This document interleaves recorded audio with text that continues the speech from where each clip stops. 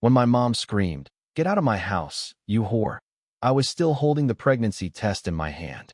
I hadn't even figured out how to cry yet. That was the day everything cracked into me: childhood and what came after. I'm 19 now. My son, Jaden, is 14 months old. He loves blueberries, making fart noises with his mouth, and falling asleep with his tiny hand wrapped around my finger. I never thought I'd be a mom before I finished high school. And I definitely never thought I'd be watching my own mother post photos of him online, calling him my little miracle late in life surprise, pretending he's her baby. Yeah, you read that right. She kicked me out at 17 for being pregnant, then turned around and decided my baby is now hers, online, for sympathy and clout. Let me back up. My mom's name is Diana. She's 43, blonde, and the type of woman who has never left the house without lipstick and a story about how hard her life is. She's always been a little dramatic. When I was little, I thought she was just colorful. But as I got older, I realized she needed to be the center of attention all the time. She had me when she was 24 and raised me mostly on her own. No idea who my dad is. She always said he wasn't worth mentioning, which was probably true, but I suspect she just didn't like sharing the spotlight. Even as a kid, it felt like I existed to serve as proof that she'd overcome adversity. So when I got pregnant, I was terrified to tell her. I was 17. It was my senior year, and I'd just been accepted into a state college. The guy Cameron was a fling, and he bailed as soon as I told him. I knew it was a bad situation, but abortion just wasn't something I could go through with. I thought, if anyone knew what it meant to raise a child alone, it'd be her. I was wrong. When I told her I was keeping the baby, she didn't cry. She laughed, then said, "You're just like me, making stupid choices and ruining your life." She called me a slut, told me I'd embarrassed her, that I'd wasted her sacrifice. Then she said, "If you want to play grown-up, then go be one, but not under my roof." I was kicked out that night. No warning, no time to pack properly. Just me, a duffel bag, and the knowledge that my mommy-only family had abandoned me. I couch surfed for a few months. Slept in a friend's car once. Eventually, I found a shelter that connected me with a teen mothers program. They helped me get on my feet. Got into low-income housing. Finished my GED. I gave birth to Jaden in a hospital room with no one but a kind nurse holding my hand. The moment I saw him, I forgot how much it had hurt. I was in love. Not the romantic kind. The kind where you'd let the whole world burn just to keep this little person safe. I didn't talk to my mom for a full year. Not once. No texts. No calls. She knew I'd had the baby. I saw a mutuals-only post from her on Facebook saying, "Some mistakes are blessings in disguise. Can't wait to meet my grandson if I'm ever allowed," with a crying emoji and a dramatic "pray for us" hashtag. That's how she operates. Everything is a show. But things got weird when Jaden turned 1. My best friend Liz called me and said, "Girl, why is your mom posting baby pics like it's her kid?" I was confused. I went to look. My mother had made an entire Instagram account. The bio read, "Sparkles boy mom again at 43. Sparkles miracles happen for a reason. Blue heart, my sunshine baby, late in life surprise." There were at least 40 photos of Jaden. Pictures I'd posted to my private account. Screenshotted and reposted with captions like, "Our first tooth. Can't believe I get to do this again, baby bottle. Mama loves you." I felt like I was going to vomit. I confronted her. I called and said, "What the actual hell, Mom?" She acted surprised. Said, "I didn't think you'd care. I'm just proud of him. And honestly, people think he's mine all the time. I just play along. What's the big deal?" I told her to delete the posts. She refused. "It's not like you're doing anything special with your life," she snapped. "At least let him have a grandma who's proud." "No, you're not proud. You're stealing. You abandoned me, and now you want credit for the one thing I did right." She hung up. I tried reporting the account, but Instagram didn't take it down. Apparently, using publicly available photos and impersonating your child's mother isn't enough to violate community guidelines. It got worse. She started posting videos, voiceovers of lullabies, clips of her holding Jaden from a single visit I'd let happen around Christmas never again, with captions like, "Mom, life never ends, sparkling heart," and "Late motherhood is beautiful." She even got free baby products sent to her by some startup that thought she was a geriatric new mom. She was literally getting brand deals off my son. That's when I lost it. But before I get to what I did next, there's someone you need to know about. My Aunt Carla. Carla is my mom's younger sister. They haven't spoken in over 5 years because Carla stole her thunder by getting married on the same weekend Mom turned 40. Carla's normal, sweet, logical, and a mom of 3 who works in HR. When this started spiraling, I reached out to her. I didn't expect much, but she listened. She was furious. You know she's done this kind of thing before, right? She said. Not to this level, but she's always needed an audience. Carla offered to help. She said she'd try to talk to Mom, document the behavior, and even go with me if I wanted to consult a lawyer. So that's what we did. Carla messaged my mom under a fake account pretending to be a curious follower, asking about her son. Mom replied with a full birth story that sounded like she was the one who'd gone through labor. She said, "He was a total surprise after 20 years. I didn't even know I could get pregnant again." She even added, "His bio dad isn't involved, but that's okay. We're doing great." We got the screenshots. Carla then made a post on her own Facebook visible to family only detailing the truth. That Jaden was her nephew, my son, and my mom had kicked me out pregnant and was now pretending to be his mother online for attention. That post exploded in the family group.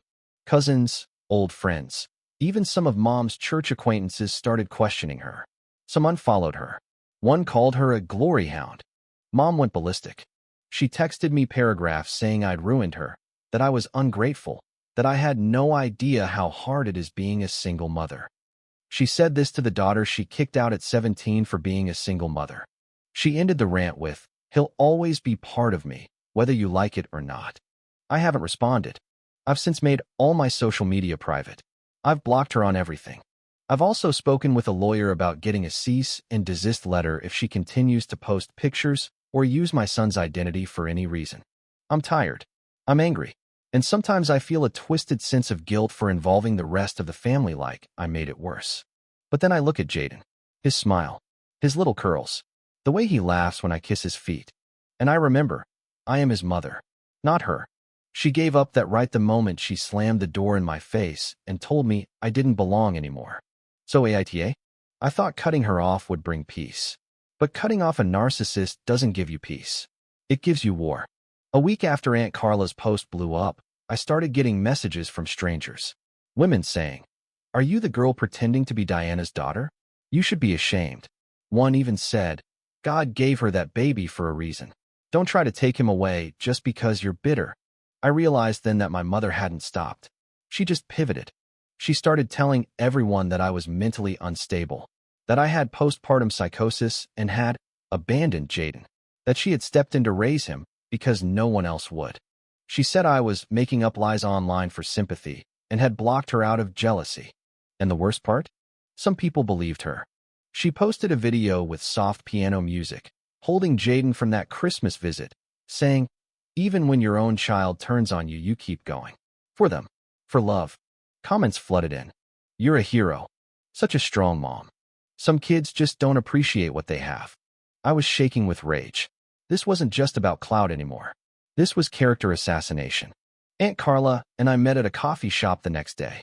She was already there, typing something furious on her phone when I walked in. "She's unhinged," Carla said flatly. "I just got off the phone with my friend Sheila. She works in child services. Your mom filed a concerned report against you for child neglect." My stomach dropped. What? She didn't file it under her name. But it's her writing. Said Jaden is living in unstable housing with an erratic teen mother, and that she's worried for his safety. Sheila flagged it because she recognized your mom's style passive-aggressive poetic nonsense. But if it had gone to someone else, they might have launched a welfare check. I couldn't breathe. She was trying to have me investigated. After everything. After kicking me out, stealing my son's photos, lying online. Now she wanted to paint me unfit? Can I sue her? I asked, voice cracking. Carla hesitated. Not for that directly. But if you send that cease and desist, and she ignores it, you might be able to go for defamation or harassment. So we did it.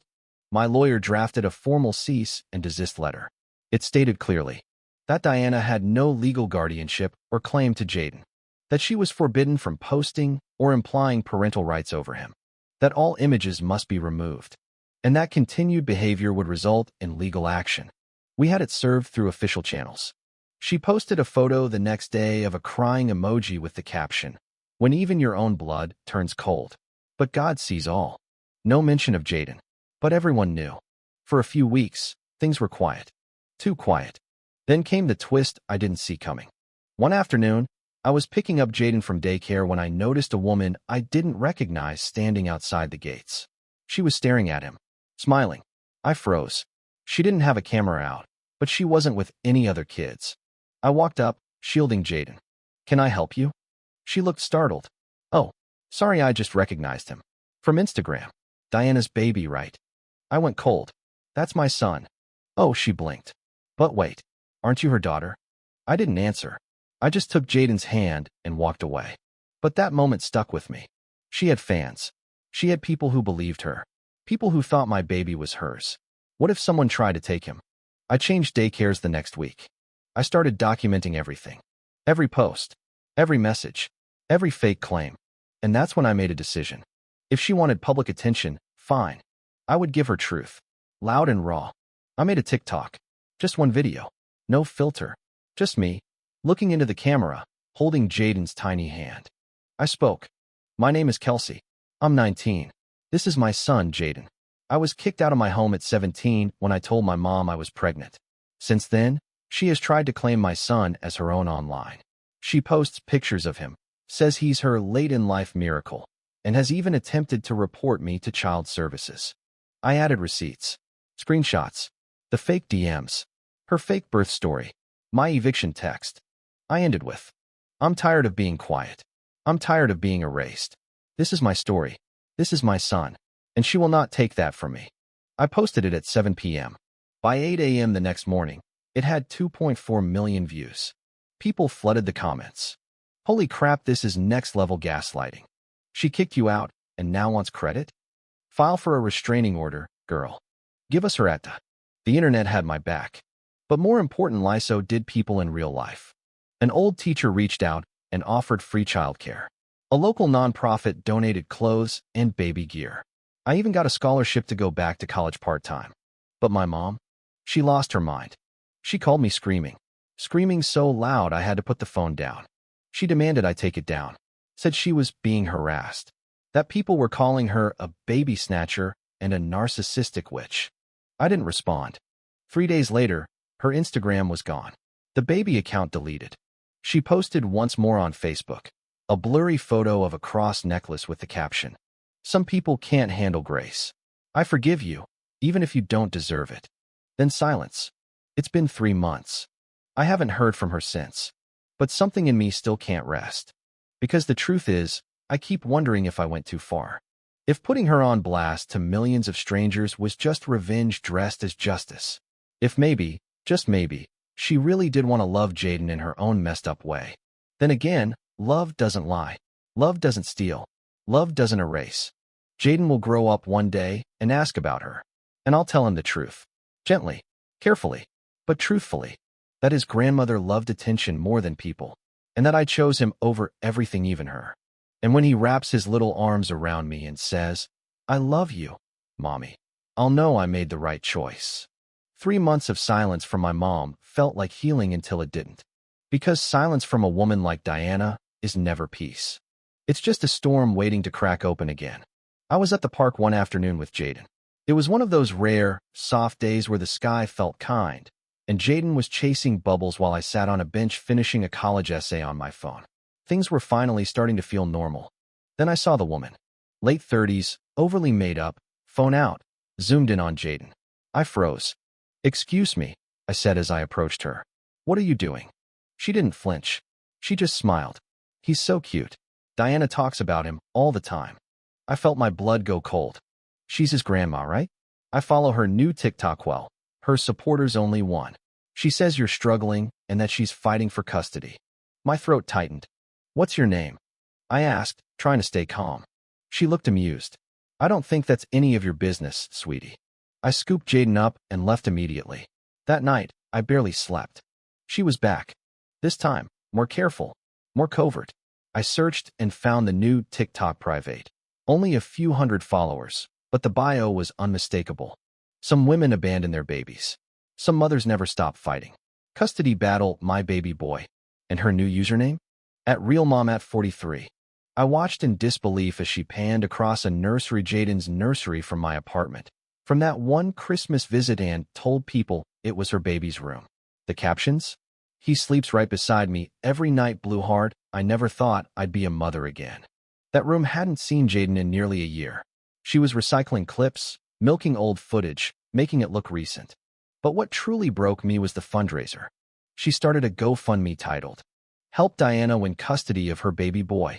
She wrote, "I'm fighting an uphill battle to protect my son from an unstable and vindictive young woman who refuses to let me see him.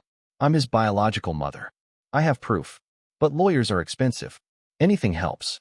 She included photos of me from years ago, when I was still pregnant and exhausted, and labeled them the unstable birth surrogate. She'd raised over $3,000 in a week. I snapped.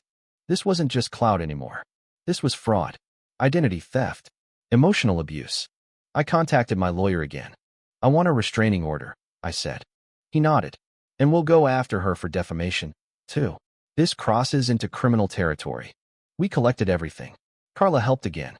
So did Liz, who had screenshots of some creepy DMs she'd gotten from Diana's followers. But then, something happened I didn't expect. My mom filed for emergency grandparent visitation rights. I got the notice in the mail. My heart dropped. She claimed I was alienating her from her baby, that I was emotionally unstable and influencing the child to hate his family. She even claimed I hit Jaden. That line knocked the air out of my lungs. I'd worked so hard. I'd sacrificed everything for Jaden, gone hungry some nights when money was tight, walked in the rain to get him to appointments, held his little body through fevers and nightmares. I gave him every drop of love I had. And she told a judge I hurt him. We went to court. The day of the hearing, I sat outside the family courtroom, palms sweating, knees bouncing. I kept replaying everything, every cruel word, every lie, every photo she stole. She arrived wearing white. White. Like some grieving widow. And next to her, her lawyer, and a woman I didn't recognize. My lawyer leaned in. "That's her character witness. Probably the woman from the park." My stomach twisted. The hearing began. Diana's lawyer painted her as a compassionate, heartbroken mother, claimed I had a history of instability and anger issues, that I'd publicly defamed a grieving mother and was denying an innocent child his family. Then she spoke. "I raised Kelsey alone. I did my best. She's always been difficult. And when she got pregnant, I begged her to stay, but she ran. Now she won't even let me see my son. He's not safe with her." I stood up. I don't remember everything I said, but I remember my voice shook and my hands were clenched at my sides. "Your Honor," I said, "I was kicked out of my home at 17 for being pregnant. I had nowhere to go, no money. I gave birth alone. I raised Jaden without help. And now this woman who abandoned me wants to claim credit and custody. She's lied. She's impersonated me online. She's raised money off my son. And now she wants to erase me. Again." I showed the judge screenshots, the GoFundMe, the TikToks, the messages. I handed over a statement from Jaden's pediatrician, from my daycare provider, from Aunt Carla, and finally a letter I'd written by hand, sealed in an envelope. "I want you to read this last," I said. "It's from me, but it's written like it's from Jaden, 10 years from now, just so you understand what's really at stake." The judge took her time, read the letter, ask questions, and then she ruled. Visitation denied. Temporary restraining order granted. If Diana approached Jaden, contacted me, or posted another image of him against face legal consequences. I cried. My knees gave out. I cried so hard I couldn't see straight. It was over. Or so I thought. Later that week, I got an email from a reporter. They'd seen my TikTok, heard about the case, wanted to write a story. I hesitated. But then I thought about the next girl, the next young mom, the next daughter with a narcissistic parent trying to steal her child's identity, the next Diana, who might not be stopped in time. So I said yes. The article went viral, titled, "She Stole My Baby's Identity Online, Then Tried to Sue Me for Custody." And this time, people really listened. Influencers shared it. Advocacy groups reached out. I even got invited to speak on a podcast about digital boundaries and family estrangement. But most importantly, I got a letter in the mail. No return address. Inside was a card. No words. Just a photo. It was me, 5 years old, sitting on my mom's lap, both of us smiling. And on the back, in shaky handwriting. I did love you once. I just didn't know how to keep you without breaking you. No name, no apology, but I knew it was from her. And weirdly, that was enough. I didn't forgive her. Not fully, maybe not ever. But I closed the door that day, locked it, and put my son in a better home than I ever had. It's been a year since the last time I saw my mother. 1 year since the courtroom. 1 year since that photo card showed up in my mailbox. 1 year since I started to feel like maybe I wasn't surviving anymore. Maybe I was finally living. Jaden just turned 2 last month. We had a little backyard party. Balloons, cake, toy cars, and bubbles. Liz was there. Aunt Carla came with her kids. Jaden squealed in his dinosaur pajamas as everyone sang happy birthday. There were no cameras in his face. No fake Instagram posts. No forced captions about miracles or suffering. Just family. Real family. The kind that shows up, even when it's messy.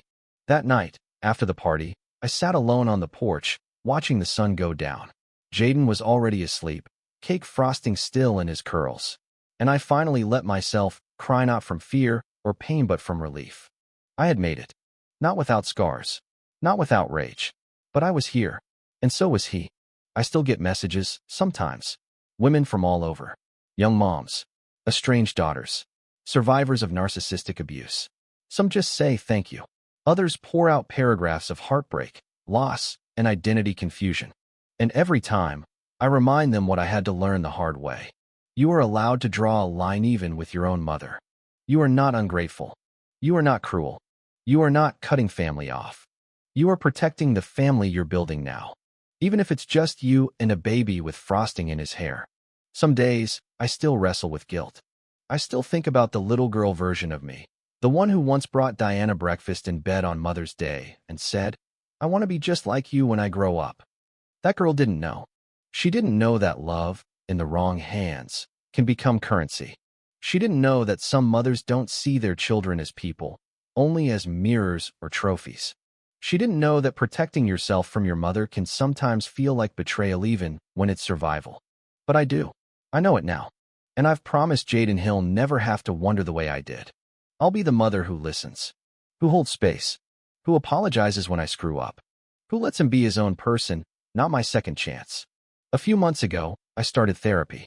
It took me longer than I'd like to admit. I thought I could just push through on willpower. But healing is not willpower. Healing is humility. My therapist said something in our second session that I've never forgotten. Grief doesn't just come when people die. It comes when relationships die the way we hoped they'd live. I grieve the mother I never had. I grieve the daughter I never got to be free, safe, wanted unconditionally. And I grieve the fact that my son will never have a grandmother on that side of the family who bakes cookies or knits him sweaters or calls on his birthday just to hear his voice. But grief and love can live in the same body. I love my son more fiercely because I know what it's like to feel unloved. And I'll tell him the truth when he asks one day. Not the cruel version. Not the sugar-coated one. But the kind of truth that leaves space for both sorrow and strength. I'll tell him, your grandma couldn't love without hurting. And sometimes, the most loving thing you can do is walk away. Sometimes I still catch myself checking social media out of habit, wondering if she's resurfaced. So far, she hasn't. But last week, a cousin I hadn't heard from in years messaged me. Said she ran into my mom at a grocery store out of town. Said she looked tired, hunched, wearing sunglasses inside. Said she mentioned her grandson, and then quickly changed the subject. Maybe she's still clinging to the story. Maybe she's embarrassed now that it unraveled. Maybe she misses us and just doesn't know how to say sorry without losing the character she's built for herself. But none of that changes what's real. What's real is that I'm the mother now, and I get to decide how the story continues. I don't know what Jaden's future will look like. I don't know if he'll ever meet his dad. Cameron resurfaced briefly last summer, dimmed me a week, hey, and then ghosted again. I don't know if I'll fall in love or stay single for a while longer. I don't know if I'll stay in this town or chase the horizon one day with Jaden on my hip and nothing but hope in our bags. But I do know this. My son will never doubt that he is loved. Not for what he brings me. Not for how he makes me look. But simply for existing. For breathing. For being mine. And as for my mom, I no longer need revenge. I no longer need justice. I no longer need her to say sorry in words she may never mean. Because I have something she never will. A home built on truth. And that's more powerful than any lie she ever told. So, was I the asshole for putting my mom on blast? For going public? For drawing the hardest line I've ever had to draw? Some people might say yes. But if protecting my child from being used like a prop, if standing up to a woman who tried to rewrite my life like I was some side character in her story makes me an asshole, then I'll wear the title like a crown. Because I'd rather be an asshole than a daughter erased. And Jaden? He deserves a mother who fights like hell for his truth, not a grandmother who builds lies from his face. And if that makes me difficult, so be it.